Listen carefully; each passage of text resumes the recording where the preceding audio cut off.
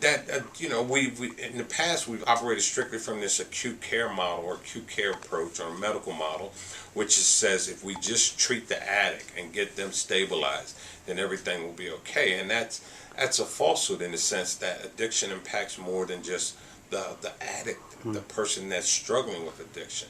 It permeates through the family. It impacts neighborhoods and communities.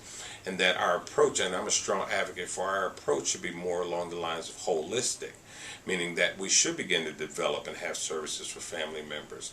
That, the recovery in the system of care model says there's no wrong pathway to recovery or no wrong door to recovery.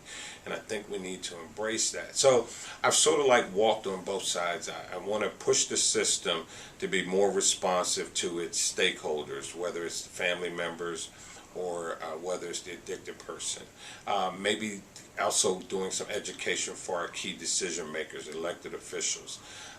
That this is an issue that I don't know if we can eliminate it altogether, but I think we can do a lot better. We have a huge unmet need here in Baltimore that's probably approaching upwards of 40,000, and my goal is how do we begin to close that gap? How do we begin to get more people in treatment? And I think the first thing we need to do is to reach out to folks and let them know we're here, find out what their issues are, and then see how we can get them in our system, but more importantly, how we can support them once they're out of the system. I was really impressed that, you started doing public radio announcements. You showed me on my first day here the bus shelter sign that actually said, don't wait to quit, treatment's available now. Yeah. And, just struck me that was a really interesting way of getting the message that, you can get help. Well, you have to look at how people communicate today or where they get their information from. So it's the TV. We have a decent public transportation system, so we know a lot of people utilize that. And so I thought a good launching, if you will, of this new initiative would focus on getting a simple message out to people. And it's really, really simple, like you said. Treatment is available now. Why wait to get clean? And that was the extent of it, as well as our contact information, whether it was by telephone or whether it's by online. And we've seen some great numbers from the initial parts of it. The campaign's been running about 9 weeks now, and we've seen some major increases in the number of calls to our information and referral hotline.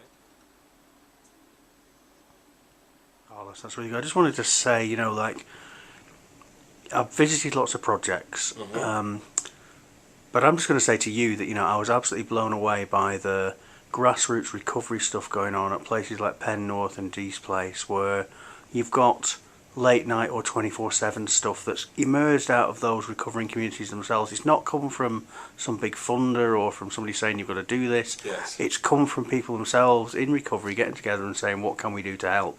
And I just want to say, I think your role in connecting BSAS as the big sort of city funder and sort of quality assurance bit for services with those community groups is going to be crucial if ever Bill White's dream about the recovery orientated stuff's going to happen. Yes.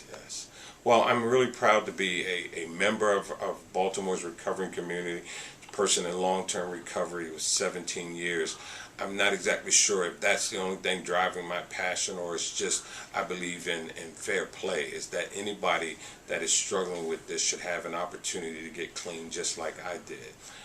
And so, addiction is an equal opportunity destroyer. It crosses ages, race, gender, social, economic. It just does not care.